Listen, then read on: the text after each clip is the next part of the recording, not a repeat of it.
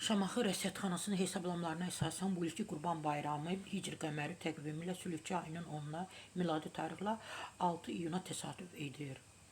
Qafqaz Info xəbər verir ki, bu arada Qafqaz Müsəlmanları İdarəsinin sədri Şeyx Süleyman Allahşükür Paşazədənin bayram təbrikində bildirilib və şəri hökmlərə əsasən 3 gün ərzində icra oluna bilər. Qurban kəsimi həcc ziyarəti zamanı mütləq vacib əməldir.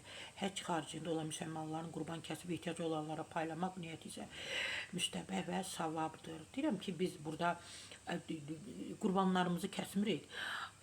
Hamı pulu götürür, pullarını, paralarını orada həcdə paralarla alırlar və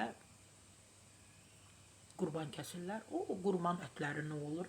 Çox maraqlıdır da. Demək olar ki, bir gündə bəlkə 1 milyon belə qurbanlar kəsilir də. Çox maraqlıdır ki, onlar hara yönəldilir?